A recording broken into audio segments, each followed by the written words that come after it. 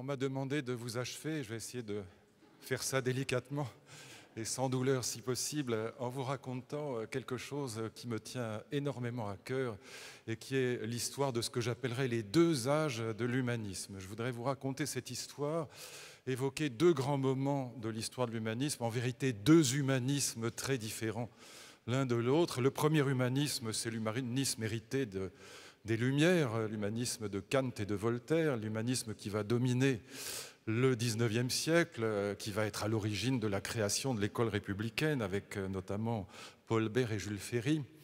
Cet humanisme qui est un humanisme de la raison et des droits de l'homme. Et puis je voudrais évoquer un deuxième humanisme, ce que j'ai appelé l'humanisme de l'amour, un humanisme que je crois non métaphysique, je dirais en quel sens, qui ne relève pas à mes yeux des critiques de la métaphysique telles qu'elles ont été développées dans la philosophie contemporaine par Nietzsche et par Heidegger notamment. Je vous montrerai pourquoi tout à l'heure et comment ces deux humanismes s'opposent l'un à l'autre à certains égards de manière diamétrale.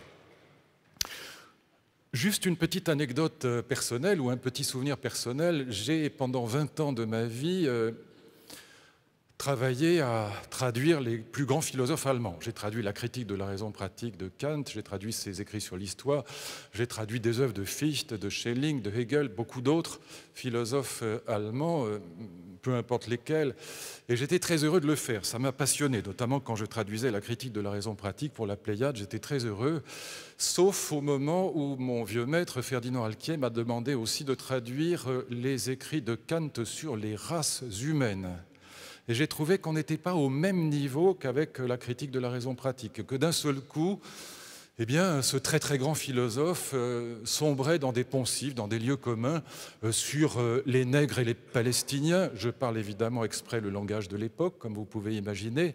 Et puis finalement, je me suis rendu compte qu'on trouvait des poncifs équivalents chez les plus grands, dans la tradition allemande, mais pas seulement dans la tradition allemande, aussi dans la grande tradition républicaine française, pas seulement chez Voltaire, mais aussi, par exemple, chez Tocqueville, pourtant très très grand penseur, et puis bien sûr chez Paul Bert et Jules Ferry, les pères fondateurs pourtant de l'école républicaine, les héritiers des Lumières de la Révolution française. Et pendant très longtemps, comme je n'aime pas les petitesses des grands hommes, je m'attachais toujours à les sauver en disant « mais voilà, c'était l'air du temps, c'est comme ça qu'on parlait à l'époque, mes grands-parents parlaient comme ça, et après tout, on lisait Tintin, Tintin au pays de l'or noir ou Tintin au Congo, il y avait plein d'allusions antisémites ou racistes, et puis à l'époque, ça gênait pas, c'était l'air du temps. » C'est ce que Hegel et Schelling appelaient dans leur vocabulaire la Bildung, la culture de l'époque, et après tout, nous sommes tous victimes plus ou moins de préjugés. Et puis je me posais la question quand même de savoir comment ces grands esprits, en particulier Tocqueville, en particulier Jules Ferry, qui n'est pas un philosophe, mais tout de même un très grand esprit, eh bien, comment ces grands esprits républicains, démocrates, héritiers de la Révolution française et des droits de l'homme, avaient pu sombrer dans des clichés, dans des préjugés aussi stupides, et parfois un peu plus que stupides, et qui aujourd'hui relèveraient évidemment des tribunaux. Et je me posais la question, est-ce que vraiment c'est seulement l'air du temps, les préjugés de l'époque, ou est-ce qu'il n'y a pas finalement dans ce premier humanisme républicain, l'homme africain n'est pas rentré dans l'histoire. Est-ce qu'il n'y a pas dans ce premier humanisme républicain une faille qui n'est pas anecdotique, qui n'est pas contingente, mais qui est au cœur même de ce premier humanisme? Et je voudrais vous montrer pourquoi, en effet, c'est bien le cas. Et pourquoi j'ai mis si longtemps à le comprendre? Parce que cette faille au cœur du premier humanisme, au cœur de l'idée républicaine à la française, avec sa laïcité, avec sa critique des communautarismes. Eh bien, pourquoi cette faille? Je ne l'avais pas vue, je ne voulais pas la voir en vérité, parce qu'elle est au cœur d'une idée que, par ailleurs, j'adore et que j'apprécie infiniment. Et quand il y a une tâche sur une idée qu'on aime, eh bien, évidemment, on a tendance à ne pas voir cette tâche. Et c'est ce que je voudrais vous raconter aujourd'hui avant d'évoquer donc le deuxième humanisme, ce que j'appelle l'humanisme de l'amour, qui est un humanisme, je crois, non métaphysique au sens de Nietzsche et de Heidegger, un humanisme qui ne relève pas de la déconstruction contemporaine et qui ouvre, je pense, à la philosophie contemporaine des chemins, des voies qui sont tout à fait passionnants. Deux exemples, un chez Tocqueville, un chez Jules Ferry.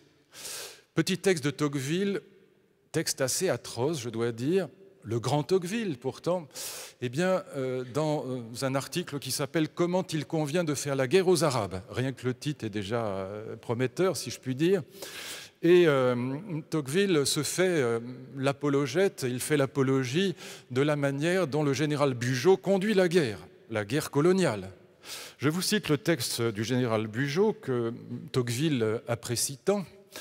Et vous verrez que ce qui est intéressant dans ce texte du général Bugeaud, que Tocqueville cite, répète, commente et défend dans ce texte, eh bien, ce qui est intéressant, c'est que le général Bugeaud fait allusion au fait qu'à l'époque déjà, un certain nombre de défenseurs des droits de l'homme, ceux qu'on appelle les philanthropes, sont hostiles à cette colonisation, pas simplement les royalistes. C'est peu de traverser les montagnes et de battre une ou deux fois les montagnards pour les réduire. Il faut attaquer leurs intérêts.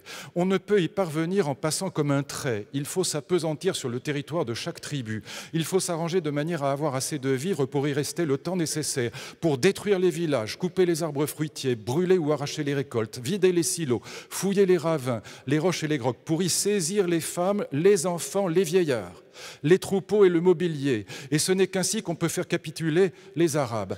D'une autre part, j'ai souvent entendu en France des hommes que je respecte mais que je n'approuve pas trouver mauvais qu'on brûlât les moissons, qu'on vidât les silos et qu'on s'emparât des hommes sans armes, des femmes et des enfants. Ce sont là, suivant moi, des nécessités fâcheuses, mais auxquelles tout peuple qui voudra faire la guerre aux Arabes sera obligé de se soumettre. Texte extraordinaire quand même. Vous attendriez de quelqu'un comme Tocqueville qui prenne la plume pour dire non, tout de même, pas possible. Tocqueville qui lutte contre l'esclavage aux États-Unis. Tocqueville qui est le grand penseur de la démocratie moderne. Eh bien non, Tocqueville dit certes, Bugeaud, sa qualité principale, ça n'est pas la philanthropie, mais il a rendu un fier service à la France. Qu'est-ce que ça veut dire? Ça veut dire qu'au nom de la nation, au nom de la gloire de la France, au nom de la puissance de la patrie, on suspend les droits de l'homme qu'on défend par ailleurs. Il y a une entité plus importante, c'est la patrie, c'est la nation. Et puis je me passe maintenant du côté de la gauche républicaine, Jules Ferry, Paul Bert. Paul Bert qui fait partie de la Société d'anthropologie de Paris. Il y a plein d'écoles Paul Bert, plein d'écoles Jules Ferry en France.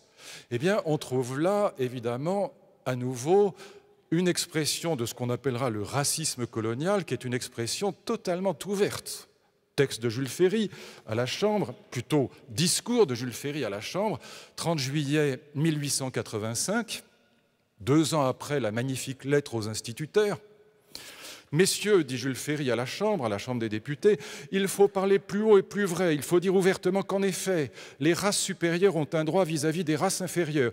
Je répète qu'il y a pour les races supérieures un droit, parce qu'il y a un devoir pour elles. Elles ont le devoir de civiliser les races inférieures. Je soutiens que les nations européennes s'acquittent avec largeur, grandeur et honnêteté de ce devoir supérieur de la civilisation. » Quant à Paul Bert, je pourrais vous citer, alors on y serait encore demain matin, quantité de textes, par exemple celui-là, mais il y en a des dizaines et des dizaines d'autres.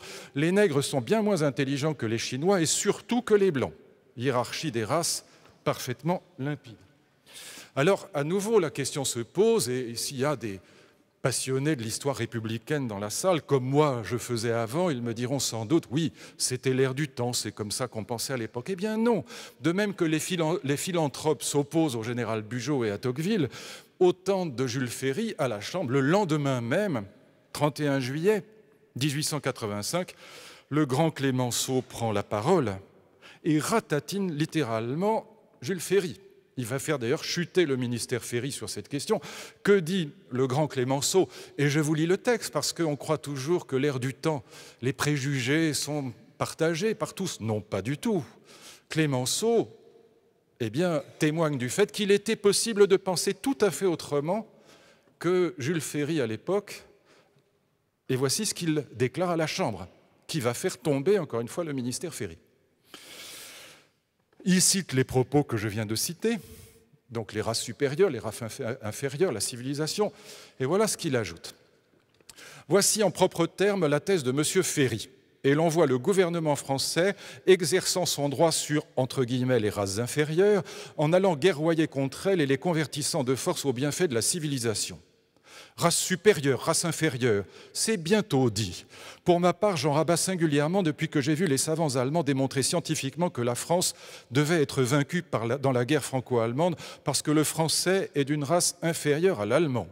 Depuis, je l'avoue, j'y regarde à 2 fois avant de me tourner vers un homme et vers une civilisation et de prononcer homme ou civilisation inférieure. Regardez l'histoire de la conquête de ces peuples que vous dites barbares. Et vous y verrez la violence, tous les crimes déchaînés, l'oppression, le sang coulant à flot, le faible opprimé, tyrannisé par le vainqueur. Voilà l'histoire de votre civilisation. Combien de crimes atroces, effroyables ont été commis au nom de la justice et de la civilisation. Et c'est un pareil système que vous essayez de justifier dans la patrie des droits de l'homme. Mais n'essayez pas de revêtir la violence du nom hypocrite de civilisation. Ne parlons pas de droits et de devoirs. La conquête que vous préconisez, c'est l'abus pur et simple de la force que donne la civilisation scientifique sur les civilisations rudimentaires pour s'approprier l'homme, le torturer, en extraire toute la force qui est en lui au profit du prétendu civilisateur. Ce n'est pas le droit, c'en est la négation. Parler à ce propos de civilisation, c'est joindre l'hypocrisie à la violence. On ne peut pas dire mieux. Hein, oui, on a envie d'applaudir. Sans vouloir faire de démagogie populiste, on causait à l'Assemblée nationale à l'époque un peu mieux qu'aujourd'hui. Bon. Et voyez quand même la profondeur de ces débats. Et voyez que ce dont Clémenceau témoigne, c'est qu'il était parfaitement possible de penser dans les termes qui sont en gros les nôtres aujourd'hui, mais à l'époque, et qu'on n'était pas obligé de suivre ni Tocqueville ni Jules Ferry. Donc, question que je me pose, si ça n'est pas l'air du temps, où est la faille dans le premier humanisme? Et comme je vous le disais tout à l'heure, et faites bien attention à ça, parce que c'est évidemment difficile pour moi de dire ça. La faille, elle se trouve au cœur de l'idée que j'aime le plus, par ailleurs, dans ce premier humanisme. D'où la difficulté de la voir. Qu'est-ce que c'est que cette idée? Cette idée, c'est l'idée de liberté moderne. Et je vous dis tout de suite pourquoi, mais je vais la développer parce qu'elle est évidemment géniale, cette idée, par ailleurs. Mais elle a un travers, elle a une pente glissante possible, elle a un effet pervers majeur, qui est justement l'impérialisme colonial et le racisme colonial possible, pas nécessaire, mais possible, qu'elle comprend. Pourquoi? Parce que cette idée de liberté, qui va être au cœur de l'idée républicaine, de la Déclaration française des droits de l'homme, qui est déjà archi-présente chez Rousseau, mais qu'on va retrouver avant, et je vous montrerai où elle apparaît, parce que c'est tout à fait passionnant, vous allez voir, c'est une idée absolument géniale, et pleine d'harmonique, comme on dit en musique, pleine de ramifications. Mais je vais vous montrer pourquoi aussi les ramifications possibles sont le racisme colonial. Et cette idée, c'est l'idée de liberté entendue, vous verrez pourquoi, au sens où l'être humain est capable d'inventer son histoire, il est capable d'inventer librement son destin, de forger librement son destin. Et par conséquent, l'historicité est le trait qui définit la différence entre l'humain et l'animal. Et je vous dis tout de suite, quand les colonisateurs arrivent et qui voient ce qu'on appelle aujourd'hui les sociétés traditionnelles, qu'on appelait naguère encore les sociétés primitives, et qui se présentent comme des sociétés sans histoire, eh bien, ils trouvent que ces sociétés-là, ces tribus qui n'innovent pas, qui n'entrent pas dans l'histoire, l'homme africain n'est pas rentré dans l'histoire, pour évoquer encore ce discours de Dakar, eh bien, on voit évidemment ces colonisateurs qui trouvent que ces tribus africaines ressemblent davantage à des sociétés animales, comme les fourmilières, comme les terminières, qu'à des sociétés humaines, parce qu'elles ne sont pas rentrées dans l'histoire. Alors, je laisse ça de côté pour l'instant, parce que je voudrais que vous compreniez bien. Et je voudrais partager avec vous la grandeur, malgré tout, de cette idée de liberté. Et je voudrais vous en raconter un petit peu l'histoire, en tout cas les premiers linéaments, les débuts, parce que, encore une fois, pardon d'y insister, mais c'est tellement génial, par ailleurs, que l'effet pervers colonisateur, racialiste ou raciste n'est pas du tout évident. Cette idée, elle apparaît pour la première fois, à ma connaissance, et je ne crois pas me tromper, dans le mythe de Prométhée, tel que Platon le met dans la bouche de Protagoras, le plus grand sophiste de l'époque de Socrate, dans le dialogue qui porte son nom. Protagoras va raconter ce mythe de Prométhée, ce mythe magnifique, et on va voir apparaître pour la première fois l'idée moderne de liberté. Ce n'est pas un hasard que ça apparaisse chez un sophiste. Nietzsche et Heidegger pensaient que les sophistes étaient déjà des modernes, qu'ils n'étaient pas vraiment des Grecs, et au fond, c'en est une belle illustration, puisque les sophistes disaient que l'homme est la mesure de toute chose. On était déjà dans l'humanisme, ce qui n'était pas, évidemment, l'essentiel de la cosmologie ou de la mythologie grecque. Laissons ça de côté. Je vous rappelle l'arrière-fond de ce mythe, le contexte de ce mythe, très rapidement. Zeus, le roi des dieux, vient de gagner la guerre contre la première génération des dieux, les titans, qui sont des dieux du chaos, qui sont des dieux, le chaos c'est le premier dieu, qui sont des dieux de la violence, des dieux de la guerre, force titanesque. Et donc Zeus vient de gagner cette guerre. Il a d'ailleurs gagné cette guerre grâce à 2 femmes, ses 2 premières femmes, Métis, la ruse. Il a avalé Métis après lui avoir demandé de se transformer en goutte d'eau. Et puis Thémis, sa 2e femme, la justice. Et Métis lui a donné une très bonne idée dans cette guerre, c'est d'aller libérer les frères des titans, les cyclopes. Les 3 cyclopes, foudre, tonnerre, éclair, qui ont donné, pour remercier Zeus, leurs armes au roi des dieux, à Zeus lui-même. Et donc, grâce à l'intelligence de Métis, sa première femme, grâce à la justice de sa 2e femme, et grâce à la force des cyclopes que Zeus a libérés, il va terrasser les titans et il les fait enfermer dans l'Hadès, dans les sous-sols, dans les enfers, gardés par le chien Cerbère, enfermés derrière des portes de bronze que Poséidon a construites. Pour une fois, ce n'est pas Héphaïstos. Et donc, il a gagné la guerre. Et qu'est-ce qu'il fait une fois qu'il a gagné la guerre? Eh bien, on va passer de chaos à cosmos, du désordre de la guerre à l'ordre harmonieux du monde. Que fait Zeus? Il partage le monde. Exactement comme un chef d'État partage un gouvernement ou comme un roi attribue des provinces à ses vassaux, eh bien Zeus donne le ciel à Ouranos, Gaïa, tu garderas la terre, Pontos, tu prendras les fleuves, etc., etc. Hadès, les enfers avec Perséphone, que sais-je encore, il partage le monde. Ça s'appelle le cosmos. Le cosmos, c'est un monde harmonieux, juste, beau et bon. On est passé donc de chaos, de la guerre, à la paix, à cosmos, à cet univers harmonieux que Zeus va garantir pour l'éternité grâce à Métis, Thémis et la force des cyclopes, la foudre, l'éclair et le tonnerre. Il garantit cet ordre cosmique, une fois pour toutes. Alors évidemment, il y a des monstres de temps en temps qui ressortent, des résurgences des titans, des forces chaotiques initiales. Et justement, Zeus fabrique des héros comme Héraclès. Les travaux d'Héraclès, c'est ça n'est rien d'autre, pour aller terrasser les monstres qui menacent de rétablir le chaos contre le cosmos. C'est ça la tragédie grecque. Je laisse de côté. Zeus a installé le cosmos, tout est harmonieux, juste, beau et bon. Tout n'est que luxe, calme, ordre et volupté, pour parler comme l'autre. Et donc, les dieux commencent à s'ennuyer, ferme. Il ne se passe plus rien, il n'y a plus de vie, il n'y a plus d'histoire. Et Zeus regarde ses amis, ses frères, ses sœurs, ses Olympiens qui sont sur l'Olympe et qui commencent à s'ennuyer, ils bâillent, ils ne savent pas quoi faire, il ne se passe plus rien. La guerre, c'est terrible, mais c'est amusant. Là, il y a la paix, et une paix qui est terrifiante parce qu'elle est un calme absolu et dont on ne voit pas, la fin. Il n'y a pas de grain de sable dans cette affaire. Alors Zeus a une idée grandiose, et qu'est-ce qu'il décide? Eh bien, c'est de demander à 2 fils de Titans, Prométhée et Épiméthée, eh bien, de fabriquer les mortels pour s'amuser. Là, il y aura de la vie.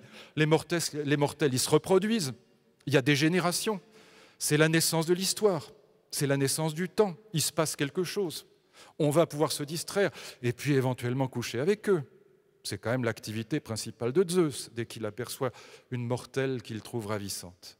Et donc il demande à Épiméthée et Prométhée de fabriquer les mortels.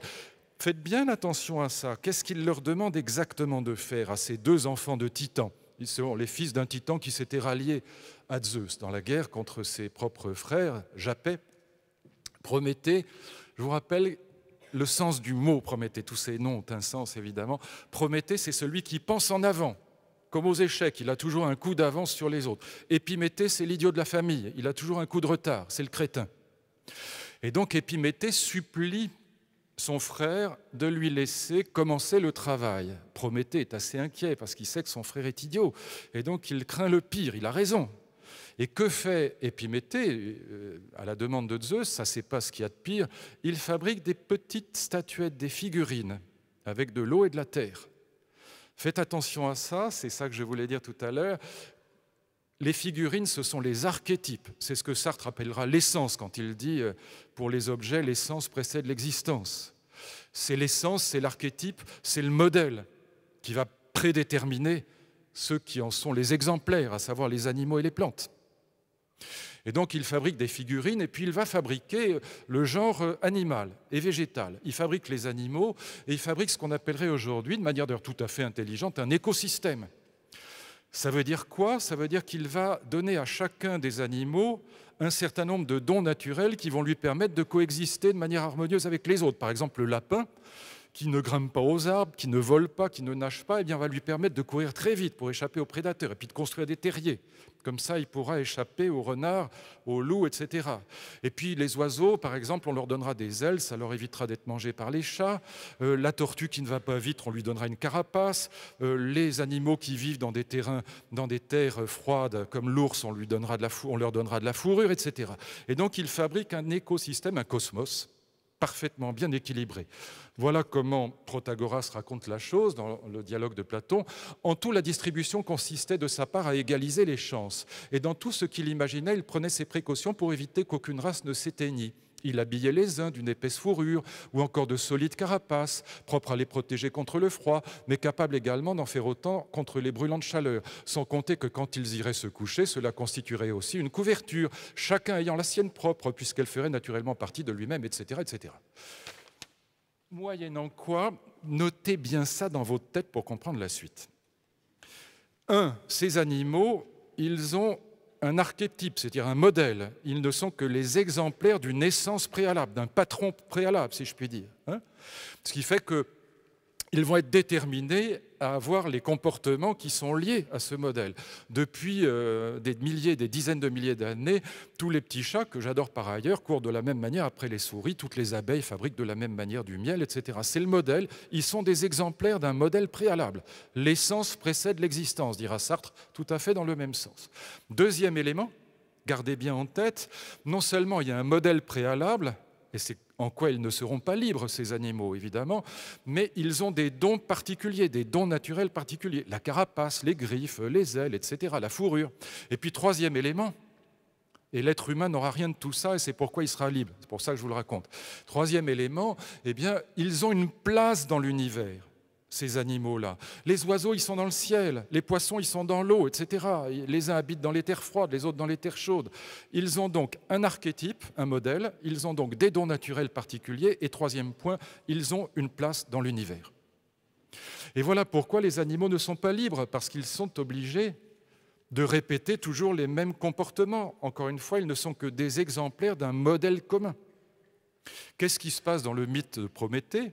Eh bien, il se passe la chose suivante, c'est que Prométhée arrive pour examiner le travail de son frère.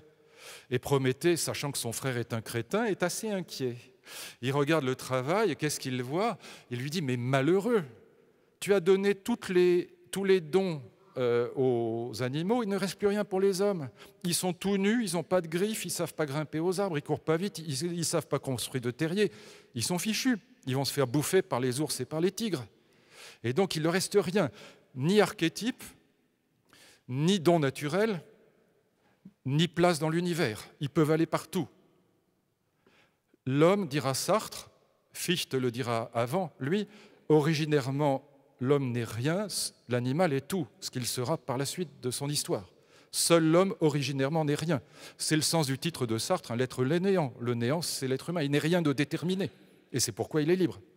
Et donc, que fait Prométhée, pour corriger le travail de son frère? Souvenez-vous, qu'est-ce qu'il fait? Il fait trois choses. Il vole le feu. Il vole le feu dans la forge d'Héphaïstos, Vulcain, le dieu des forgerons. Il vole les arts et les techniques chez Athéna, déesse de la guerre et de l'intelligence. Il va comme ça la nuit chez elle, il vole les techniques, il les donne aux hommes. Et qu'est-ce qu'il fait en plus? C'est dans le Prométhée d'Échille, il leur permet, contrairement aux animaux, de transformer les bruits qui sortent de la bouche en mots qui ont du sens, dit le texte d'Échille. Il leur donne le langage. Et qu'est-ce que ça signifie tout ça? Le feu, c'est ce qui va faire la différence entre l'humain et l'animal, c'est la différence entre le cru et le cuit. Vernon avait montré ça très bien. L'humain, c'est celui qui mange du cuit, il mange du pain, il mange des aliments qu'on a fait cuire. L'animal mange cru. Ça, c'est grâce au feu. Et puis les techniques, c'est quoi? Les arts et les techniques, c'est ce qui va permettre aux humains de pécher par hubris, que les Grecs appellent l'hubris, vous le savez peut-être, c'est la démesure, l'orgueil, l'arrogance. Le fait de se prendre pour des dieux, les humains vont se prendre pour des dieux, ils vont être en compétition avec les dieux. Et c'est pourquoi Zeus va être furieux contre Prométhée, va le punir en envoyant un aigle qui lui bouffe le foie tous les soirs. Le foie repousse pendant la nuit et il se fait remanger le foie à nouveau chaque jour. La punition de Prométhée, elle est liée au fait qu'il a permis aux humains de se prendre pour l'égal des dieux grâce aux techniques. Vous voyez bien que vous retrouverez la même idée chez les écologistes aujourd'hui, à certains égards. L'être humain est le seul qui soit capable de détruire la planète. Les huîtres, les lapins, les ours, non. Mais nous, avec l'atome, que sais-je encore, on est capable de dévaster la planète. Ça, c'est l'hubris. Et c'est ce que Zeus punit dans l'acte de Prométhée. Et puis, qu'est-ce qu'il leur donne aussi? Prométhée, il leur donne, parce que l'homme originairement n'est rien, pas de place, pas d'archétype, pas de don, il peut devenir tout. Il a la liberté, c'est ça la liberté moderne. Il a la liberté puisqu'il n'est pas prédéterminé comme le chat à courir après les souris ou comme l'abeille à fabriquer du miel, puisqu'il n'a aucun don naturel au départ, il n'y a pas d'archétype. Du coup, parce qu'il n'est rien, il peut être tout. C'est ça sa liberté. Il va être obligé d'inventer son destin. Il va construire des vêtements, il va construire des maisons, il va construire des armes, mais surtout il va construire sa vie, sans être prédéterminé par un modèle naturel. Comme dira Sartre, il n'y a pas de nature humaine, c'est déjà l'idée qu'on trouve chez Protagoras. Il n'est pas déterminé par une nature qui l'obligerait à avoir tel ou tel comportement. Il peut avoir tous les comportements. Il peut habiter partout sur la Terre. Ni archétype, ni don, ni place. Cette espèce de défectuosité originaire se transforme en un talent unique, la liberté, la capacité d'inventer son destin. Et en plus, cet être humain, non seulement il a la capacité d'inventer son destin, mais comme on lui a donné le langage, il aura une double historicité. À la fois l'historicité de l'innovation, là où les animaux n'innovent jamais, ils répètent toujours les mêmes comportements, mais aussi l'historicité au sens de l'historiographie. Il peut écrire l'histoire. Il peut être Thucydide ou Hérodote. Vous retrouverez la même idée chez Pic de la Mirandole. J'ai développé ça dans plusieurs livres, notamment La Révolution de l'amour. Je le laisse de côté, ce serait trop long. Exactement la même idée. Pic de la Mirandole, à la fin du XVe siècle, reprend intégralement le mythe platonicien. Vous retrouverez ça chez Rousseau, chez Kant, chez Fichte, chez Sartre, et même chez Husserl et Heidegger. Et donc l'idée, notamment, qui est développée de manière géniale par Rousseau dans le discours sur l'origine de l'inégalité parmi les hommes, l'idée c'est que, réfléchissez bien à ça parce que c'est vraiment le point essentiel, le fait que l'homme ne soit rien au départ de déterminé, encore une fois, ni archétype, ni don naturel, ni place dans l'univers. C'est donc ce fait-là qui fait que l'être humain, à la différence de l'animal, va entrer dans une double historicité, pas celle que je viens de dire, encore une autre. L'historicité de l'éducation, l'historicité de la politique et de la culture. Si nous étions, ainsi pense Rousseau, si nous étions complètement, et Pic de la Mirandole pareil déjà, si nous étions programmés par la nature, nous n'aurions pas d'histoire, comme les chats, comme les abeilles, qui répètent toujours les mêmes comportements parce qu'ils sont programmés par l'instinct naturel. Mais comme nous ne sommes rien, nous avons une histoire. L'histoire de l'individu, ça s'appelle l'éducation. Regardez les petites tortues marines. Dès qu'elles cassent l'œuf, qu'elles sortent du trou où la mère a pondu, où la grosse tortue a pondu, elles savent tout faire toutes seules, parce qu'elles sont guidées par la nature. Elles savent marcher, elles savent nager, elles savent manger. Zéro éducation des parents. Le petit homme reste à la maison aujourd'hui jusqu'à 25 ans. Vous voyez la différence. Mais parce qu'il n'est pas programmé par la nature. Ainsi pensent Rousseau, Picot et Protagoras. Et de la même manière, regardez les sociétés animales. Les termitières, les fourmilières, les ruches, ce sont les mêmes depuis des dizaines de milliers d'années. Pourquoi? Parce que ces animaux sont programmés par la nature. Regardez les villes humaines, Paris, New York, Londres, eh bien, de décennie en décennie, de siècle en siècle, de millénaire a fortiori, en millénaire, ça change du tout au tout. Parce que l'être humain est libre, parce qu'il n'est pas programmé par la nature. Moins un être est programmé par la nature, plus il a une historicité. Et Rousseau écrira pour ça l'Émile d'un côté, historicité de l'individu, le contrat social de l'autre, historicité de l'espèce, culture et politique. Mon vieux maître Alexis Filonenko avait merveilleusement compris ça dans un texte magnifique d'une intelligence éblouissante qui était l'introduction qu'il avait rédigée aux réflexions de Kant sur l'éducation. Je le dis parce que je cite toujours mes sources et mes dettes. Alors, quel rapport avec le racisme colonial? C'est évident. Et c'est ça le fond du problème. Quand les colonisateurs, quand les colons, je ne vous cite pas les textes de Picot, c'est dommage parce qu'ils sont grandioses, mais ça me ferait parler trop longtemps. Quand les colons arrivent et voient les tribus africaines, c'est d'ailleurs exactement d'une certaine manière ce que diront les élèves de Lévi-Strauss, en particulier Pierre Clastres, dans un livre majeur qui est La société contre l'État. Ils voient des sociétés qui sont sans histoire et sans écriture, des sociétés qui sont entièrement organisées par le respect du passé, c'est-à-dire des ancêtres, des aïeux, des vieux, des dieux à l'origine qui nous ont donné les lois.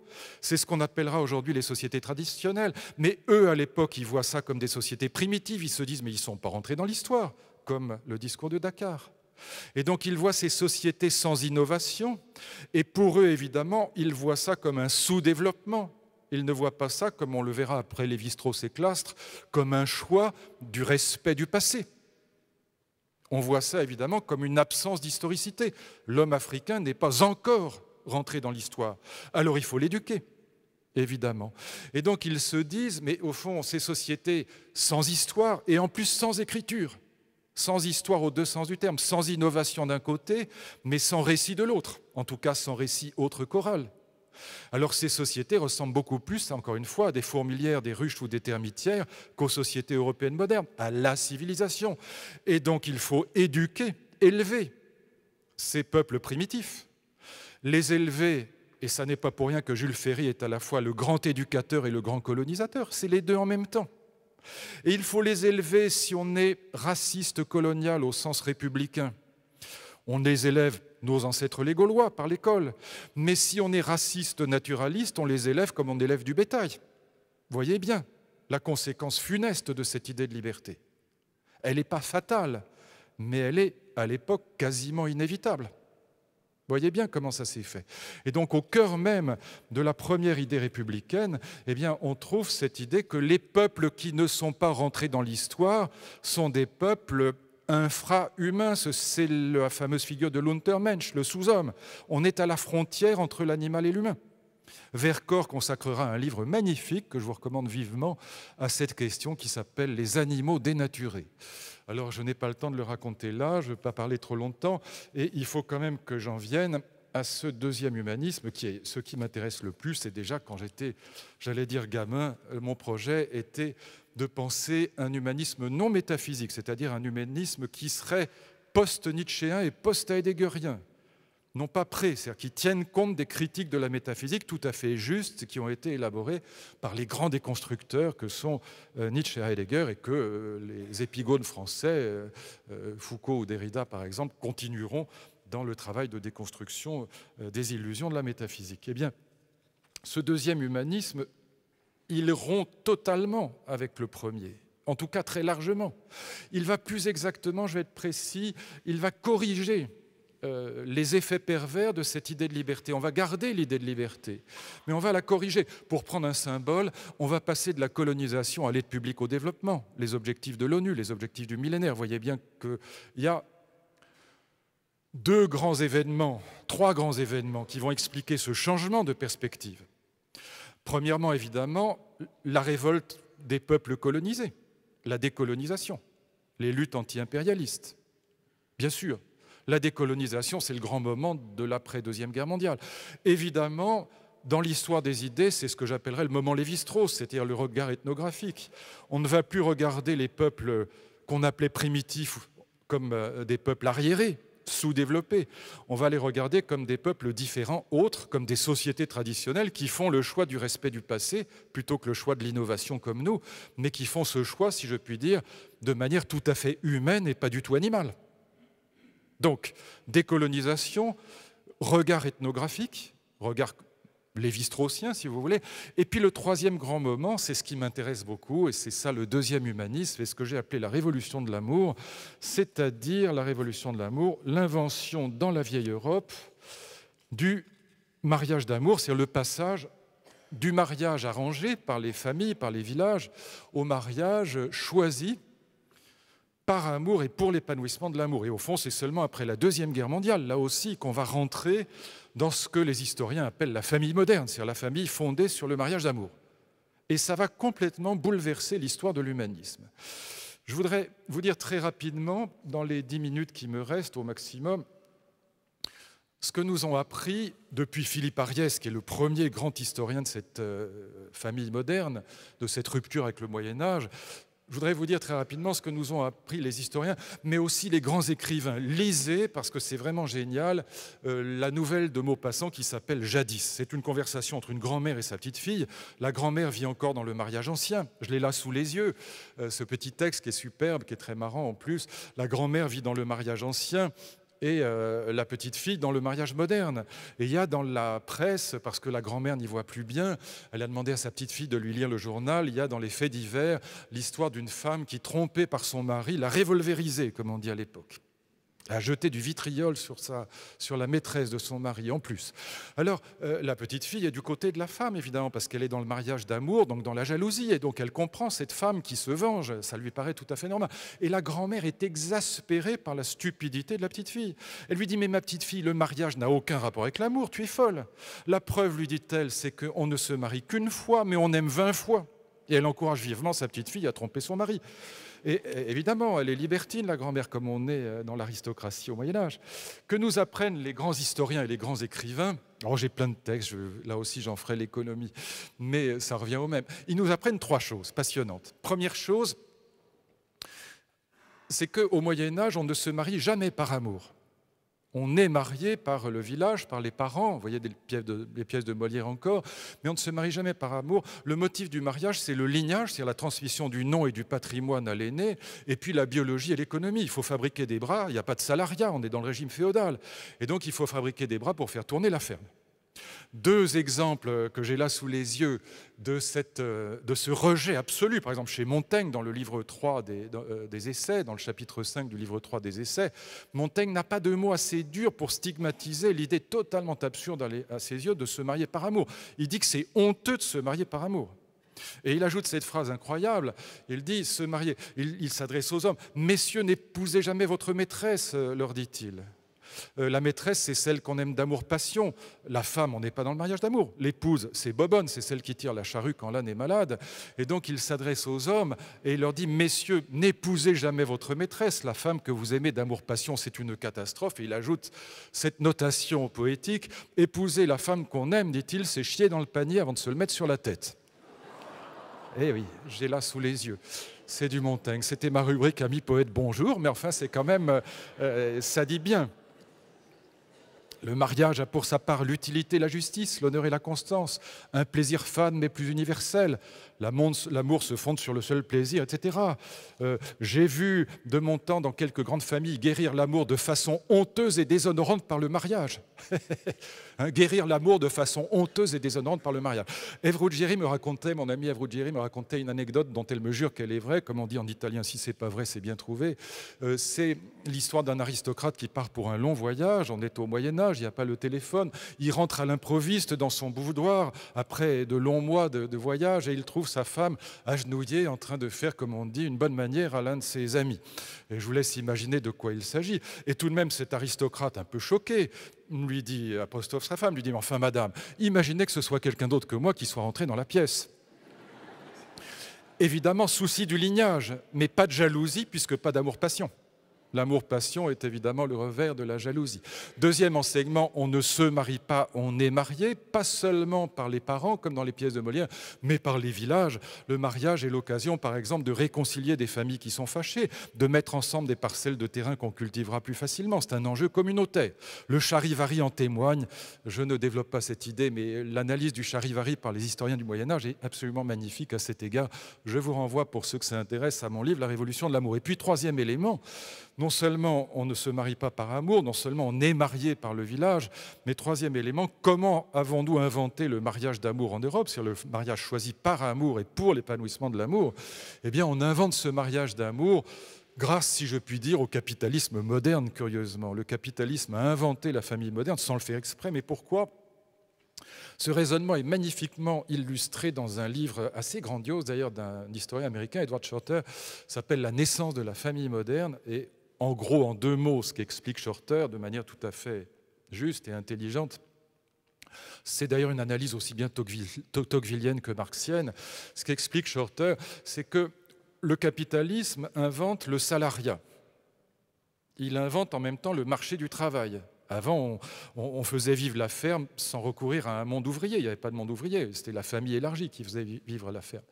Là, on va voir naître le salariat, le monde du travail.